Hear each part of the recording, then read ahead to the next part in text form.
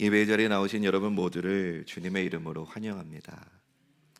이번 주도 얼마나 힘드셨습니까? 마음이 많이 지치셨을 겁니다. 누군가는 사람의 말 한마디에 상처받고, 누군가는 억울한 오해 속에 잠 못 이루고, 또 누군가는 내가 이렇게까지 해야 하나 싶은 순간들을 버텨내며 하루하루를 살아가고 계실 겁니다. 그런데 하나님은 그런 우리에게 오늘 이렇게 말씀하십니다. 의로운 고난의 끝은 구원이요 승리다.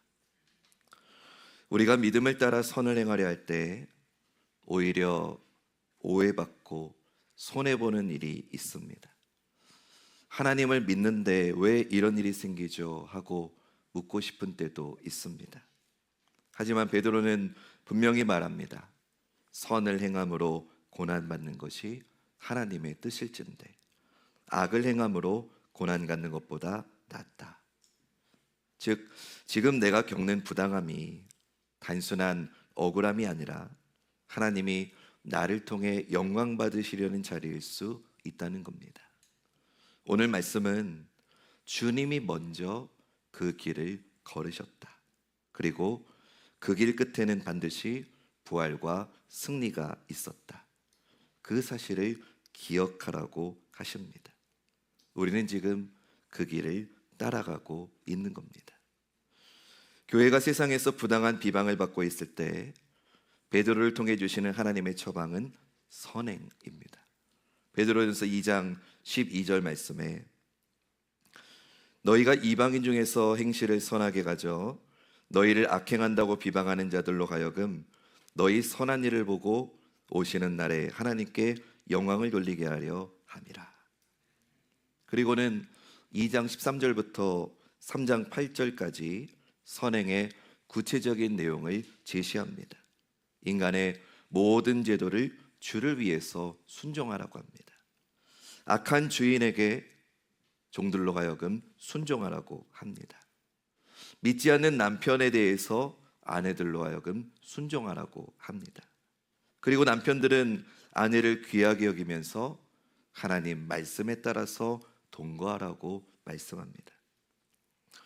우리가 기억해야 할 건 이와 같은 성도의 선행이 세상의 부당한 비방에 대한 하나님의 처방임은 분명하지만 그것으로만 끝나는 게 아니라는 겁니다.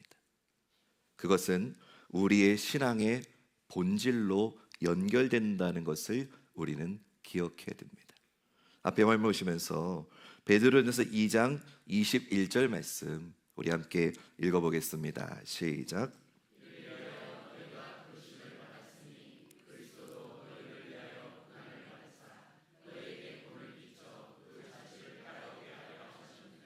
아멘.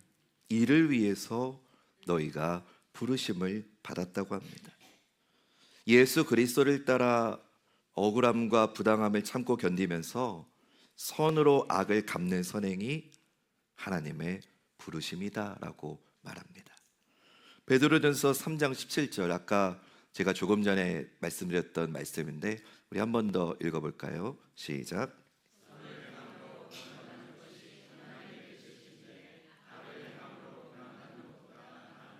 아멘. 선을 행함으로 고난받는 것이 하나님의 뜻이라는 겁니다. 이것을 위해서 하나님이 우리를 부르신 겁니다. 왜 우리가 이방인 중에서 선을 행해야 합니까? 베드로전서 3장 9절이 그 이유를 말해줍니다. 악을 악으로 욕을 욕으로 갚지 말고 도리어 복을 빌라. 이를 위하여 너희가 부르심을 받았으니 그 다음은 여러분 읽어주시겠어요? 시작. 아멘. 이 선행으로 억울함과 부당함을 당할 수 있지만 결국 하나님의 복을 이어받기 때문이다 라고 말씀합니다. 왜 선을 행하다가 고난받는 것이 복을 이어받는 것이 됩니까? 베드로는 시편 34편을 인용하면서 다윗이 사울이 주는 모든 부당함과 억울함을 되갚지 않고 도리어 복을 빌고 선으로 악을 이겼을 때 어떻게 여호와의 선하심을 맛보게 되었는지를 말했습니다. 여호와의 선하심을 맛보는 것, 그것이 성도의 선행이 주는 복이라는 겁니다.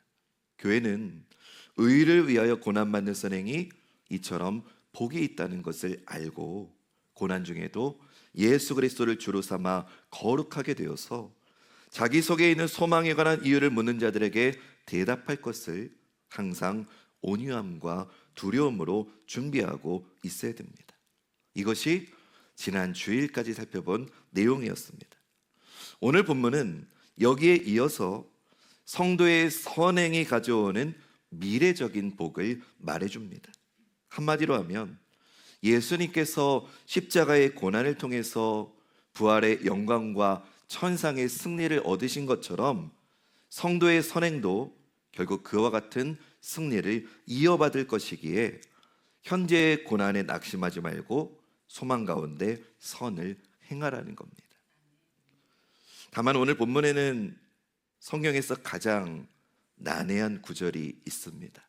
오늘 본문 18절 19절인데요. 지금부터 제가 이 18절 이후부터 하는 이 설교는 참 어렵고 어려운 내용이기 때문에 여러분들이 이렇게 생각하시면 좋을 것 같습니다. 지금부터 제가 하는 설교가 이해가 되시고 아멘이 되시면 깨닫게 하시는 성령 하나님께 감사하시면 좋겠습니다. 근데 도대체 뭔 소리인지 모르겠다, 너무 어렵다 하시는 분은 그냥 속으로 우리 목사님이 아직 좀 설교 준비를 좀 더 해야겠다 하면서 긍휼한 마음으로 말씀을 들어주시면 좋겠습니다. 우리 18절 19절 말씀 한번 읽어볼까요? 시작.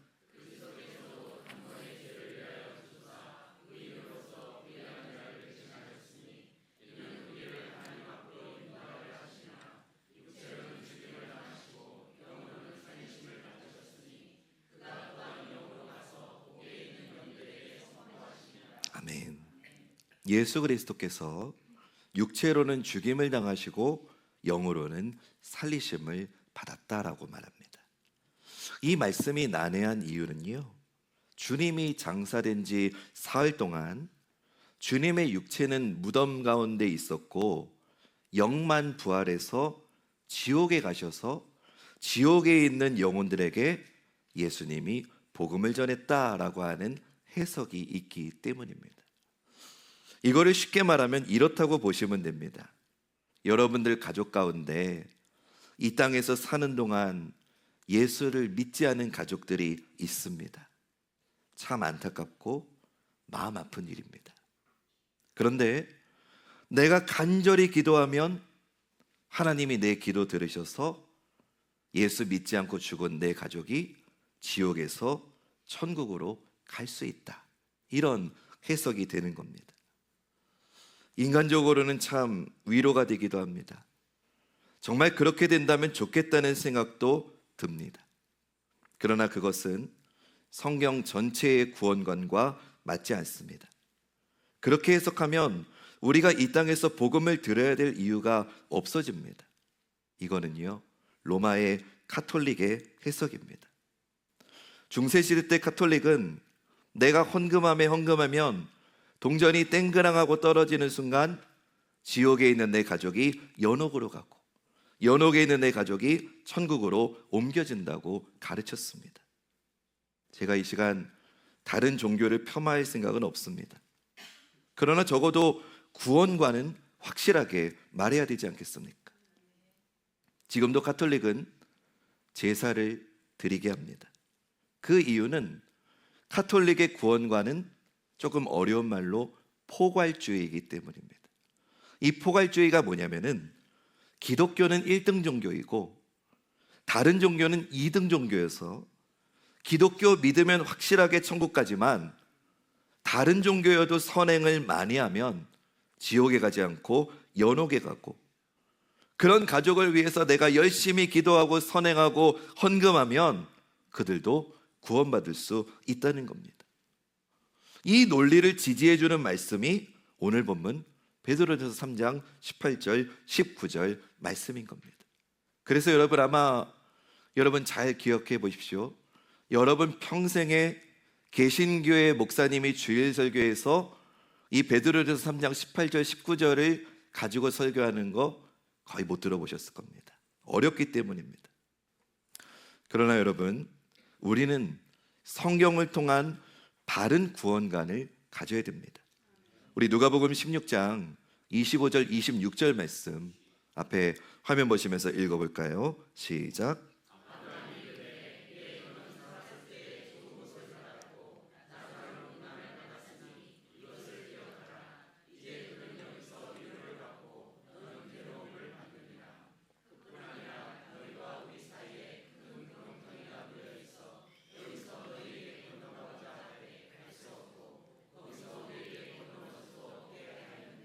아멘. 우리가 잘 아는 부자와 나사로의 이야기이지요. 근데 이 말씀을 통해 분명히 성경이 말하는 것은 한 번 죽은 후에는 천국에서 지옥으로, 지옥에서 천국으로 건너갈 수도 없고 건너올 수도 없다고 분명하게 말씀합니다. 또 히브리서 9장 27절 말씀 읽어보겠습니다. 시작.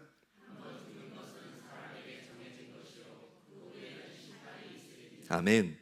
한 번 죽은 후에는 심판이 있어서 그 심판의 자리 이후에는 다시는 복음을 들을 기회가 없다고 말씀합니다. 그렇다면 우리는 먼저 베드로가 왜 예수님의 죽으심과 부활을 언급했는지를 이해해야 됩니다. 18절 말씀 보면 그리스도께서도 이렇게 시작합니다. 베드로는 지금 성도가 선을 행하다가 의로운 고난을 당하는 것이 복이고 그것을 위해서 하나님이 너희를 부르셨다고 말하고 있는 중입니다. 그러다가 그리스도께서도 그 길을 가셨다라고 말하고 있습니다. 예수 그리스도께서 불의한 자를 대신하여 의로운 고난과 의로운 죽음을 당하신 것 때문에 우리가 하나님 앞으로 인도함을 받아서 구원을 얻었다고 합니다. 왜 이 말을 합니까? 교회가 세상 속에서 선행을 하다가 의로운 고난을 당하는 것에 이와 같은 하나님의 뜻과 섭리가 있다는 거죠. 우리가 예수님처럼 대속의 고난, 대속의 죽음을 당하진 않습니다. 주님의 고난과 우리의 고난은 본질적인 차이가 있습니다. 그러나 주님의 고난과 우리의 고난의 비슷한 성격은 비슷하다는 겁니다.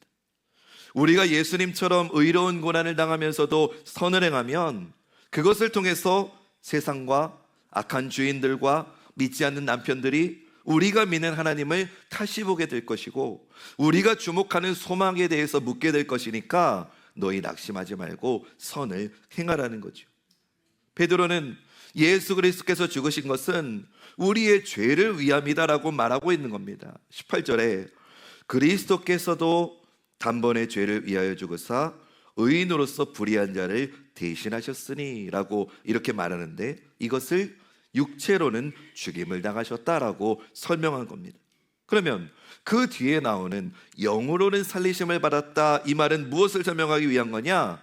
우리를 하나님 앞으로 인도하려 하십니다. 이것을 설명하고 있는 겁니다. 예수 그리스도의 죽음은 우리의 죄를 위함이고 예수 그리스도의 부활은 우리를 살려서 하나님 앞으로 인도하기 위해서라는 겁니다. 이것이 베드로가 예수 그리스도가 육체로는 죽임을 당하고 영으로는 설심을 받으셨다고 말하는 의도입니다. 불의한 우리를 하나님께로 인도하기 위해서 예수 그리스도께서 십자가에서 의로운 고난을 당하셨습니다. 육으로는 죽임을 당하고 영으로는 살리심을 받았습니다. 근데 맥락은 여기서 끝이 아니라는 거예요. 22절 말씀 읽어보겠습니다. 시작.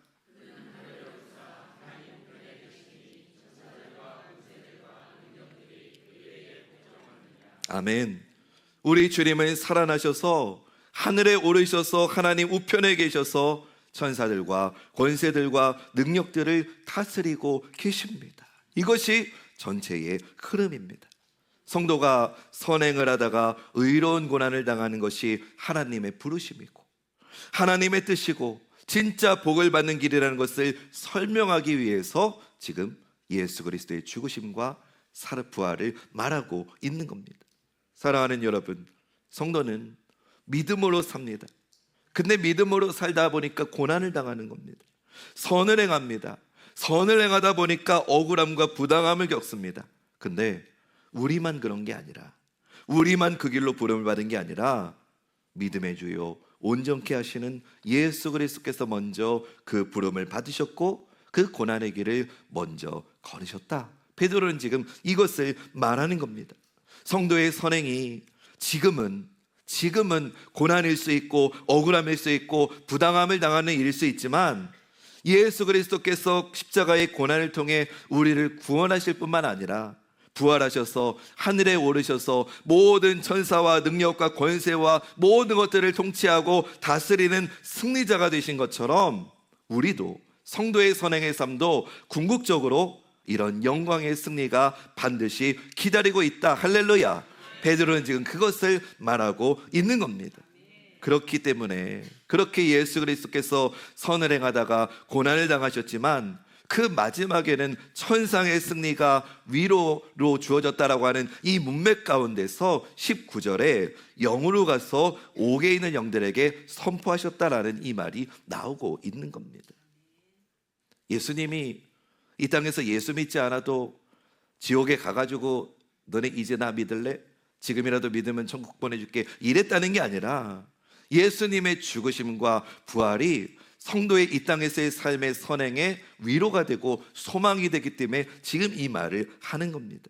그리고 20절에서 갑자기 노아의 방주 이야기가 나옵니다. 오늘 본문이 어려운 이유는 굉장히 중요한 사건들, 그 중요한 개념들이 함축적으로 모여져 있기 때문입니다. 20절 말씀 읽어볼까요? 시작.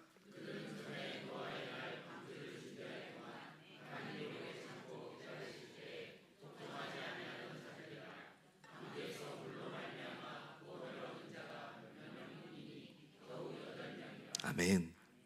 사탄은 예수님이 십자가에 못 박혀 위해서 돌아가셨을 때 모든 것이 끝났다고 좋아했을 겁니다. 자기네가 승리했다고 생각했습니다. 그러나 아니죠. 예수님은 십자가와 부활을 통해서 죄에 대한 모든 사탄의 정죄를 완전히 깨부시고 승리하셨습니다. 할렐루야. 예수 그리스도께서 얻는 이 승리는 온 우주에 충만한 승리입니다. 모두에게 선포되고 알려지는 복된 소식입니다. 심지어는 그 주님이 죽음의 권세를 이기시고 승리했던 소식이 어디까지 선포되었느냐? 옥에 있는 영들에게까지 알려지고 선포되었다는 겁니다.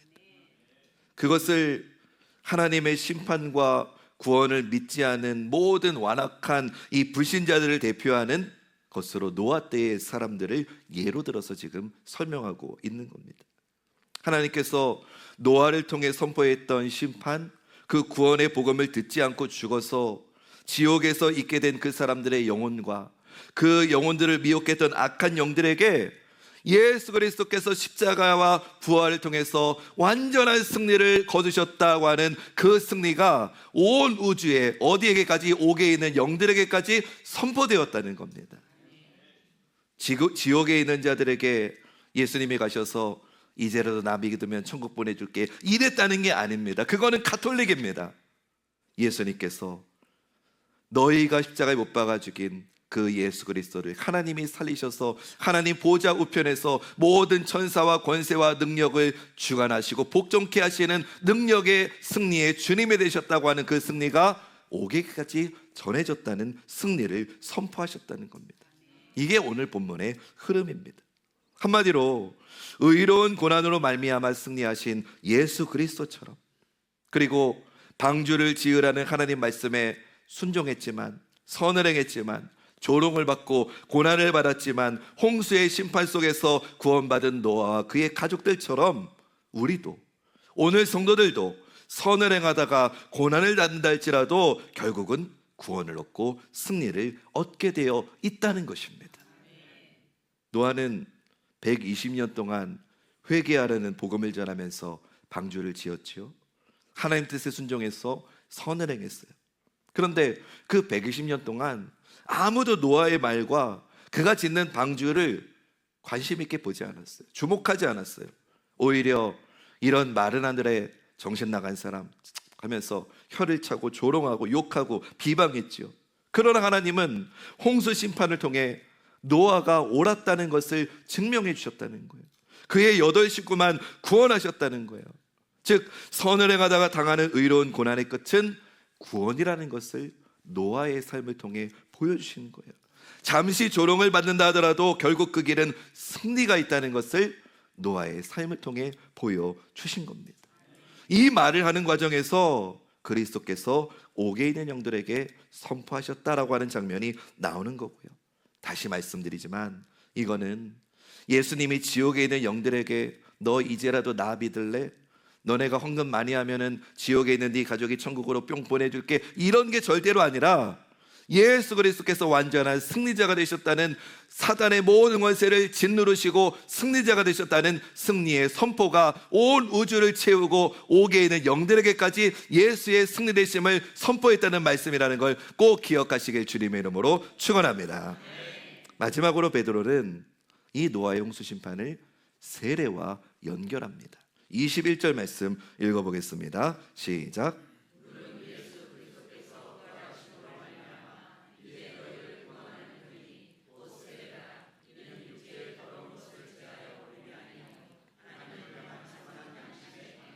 아멘. 세례는요, 두 가지 성격이 있어요. 이거를 노아의 방주로 빗대서 좀 설명드려 볼게요. 여러분, 방주의 첫 번째 목적은 물 위를 둥둥 떠 있는 게 첫 번째 목적입니다. 근데 평생 떠 있는 게 방주의 목적이 아니죠. 또 하나의 목적은 이제 마른 땅을 향해서 내려와서 마른 땅에서 새로운 삶을 살아가는 구원의 방주의 역할로 두 번째 의미가 있는 겁니다. 세례도 이와 같다는 겁니다. 세례도 우리가 물로 세례를 받을 때 예수 그리스도와 연합해서 죄에 대해서 죽는 의미가 있습니다. 제가 한 가지 개신교 목사로서 안타까운 것 중에 하나가 뭐냐면요, 우리가 세례를 받을 때 너무 약식이 된 게 좀 아쉬워요. 그래서 개신교 세례는 주로 이제 성수를 떠다가 아무개 내가 성부와 성자와 성령의 이름으로 세례를 주노라 하면은 그 잠깐 물이 조금이라도 옷에 흐를까봐 이제 얼른 수건으로 팍팍 닦아주지 않습니까? 근데 저는 사실 이 세례의 의미는 지금 침례교회에서 하는 게 맞다고 더 생각이 되더라고요. 이 침례탕에 온전히 자기의 몸이 잠기는 거죠. 이게 세례의 첫 번째 의미입니다. 내 몸이 물에 온전히 잠기면서 이전에 내가 예수 알기 전 이전에 죄인이었던 내가 죽었다라는 것을 의미하는 겁니다.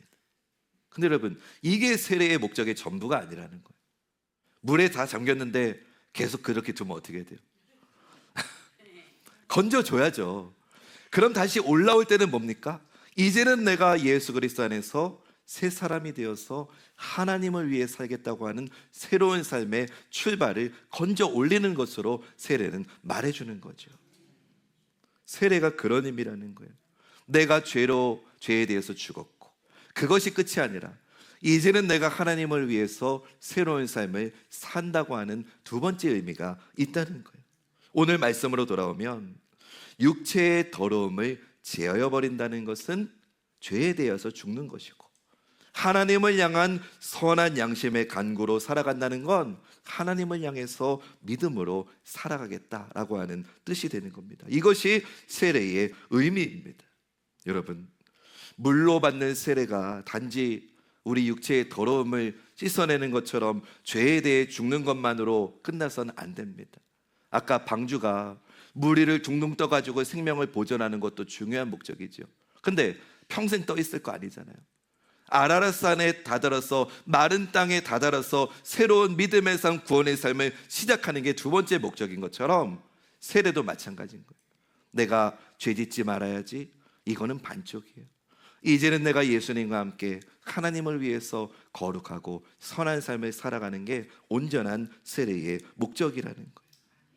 성도의 선행은 세상의 비방에 대한 하나의 처방으로 끝나는 게 아니라 구원받은 성도가 하나님께 얻은 생명과 선한 양심으로 이제는 죄에 대해 죽고, 그것으로 끝나는 게 아니라 하나님께 나아가서 믿음을 가지고 적극적으로 내 삶에서 하나님 영광을 드러내는 선한 삶을 살아야 되는 줄로 믿습니다. 세례는 구원 자격증 부여하는 그런 예식이 아니에요. 구원의 시작을 알리는 예식인 거예요. 노아의 방주가 물 위에 떠 있는 거는 그게 전부가 아니에요. 마른 아라랏산으로 내려와서 구원의 삶을 출발해야 되는 것처럼 세례도 마찬가지인 거예요. 이 더러운 죄를 벗어버리는 것으로 끝이 아니에요. 이제는 하나님을 위해서 선한 양심을 가지고 믿음의 여정을 출발하는 것이 세례입니다.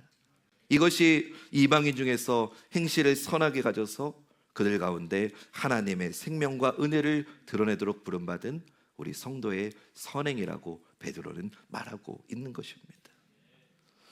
사랑하는 여러분, 오늘 우리가 걷는 이 길, 오늘에는 고난이 있어요. 그 길에는 눈물이 있어요.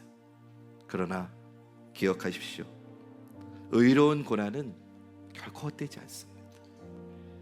예수님은 십자가에서 가장 큰 수치를 당하셨지만 그 십자가의 끝은 하늘 보좌의 영광이었잖아요. 노아도 마찬가지이죠. 세상 모두가 조롱했지만 하나님은 노아의 순종을 옳다 하셨고 그의 방주는 구원의 이정표가 되었죠. 오늘 우리가 짓는 믿음의 방주, 인생의 방주도 그렇습니다. 누가 알아주지 않아도, 누군가 나를 비웃는다고 해도 하나님이 보고 계십니다. 그 순종의 끝에 구원과 승리를 예비하고 계십니다. 그러므로 사랑하는 여러분, 육체의 더러운 것을 벗는 것으로만 멈추는 게 아니라 하나님을 향한 선한 양심의 믿음의 삶으로 나아가시는 저와 여러분이 되면 좋겠습니다. 그것이 세례의 의미이고 그것이 성도의 선행입니다. 억울한 일 계속 있을 겁니다. 우리의 호흡이 있는 동안에 힘든 일 계속 겪을 겁니다. 그럴 때마다 이렇게 고백하면 좋겠어요. 주님, 지금 힘든데, 지금 눈물 나지만 이 길의 끝에는 반드시 주님이 주시는 승리가 있음을 믿습니다. 내가 지금은 눈물로 걷는다 할지라도 주님이 이기시고 승리하신 것처럼 나도 이기고 승리하게 될 것을 믿습니다. 그 믿음이 우리의 삶을 붙들어주고 그 선행이 우리를 하나님 영광 안으로 인도해 줄 줄로 믿습니다. 오늘 설교의 제목은 그래서 나왔습니다. 의로운 고난의 끝은 구원이요 승리입니다. 주님 다시 오실 때까지 믿음의 삶을 사십시오. 그날 주님 앞에서 저와 여러분 우리 모두 다 잘했다, 사랑하는 내 딸아, 사랑하는 내 아들아, 정말 잘했다, 내가 너로 인해 정말 기쁘다, 네가 눈물 흘리면서 핍박받으면서 고난받으면서도 믿음을 떠나지 않고 나를 위해 걸어준 그 길 내가 너무 기쁘다 말씀하시며 그 주님이 우리를 맞아 주실 줄로 믿습니다. 사랑하는 우리 관악중앙교회 모든 성도님들이 주님 품에 안겨서 그 위로의 말 들을 수 있기를 주님의 이름으로 축원합니다.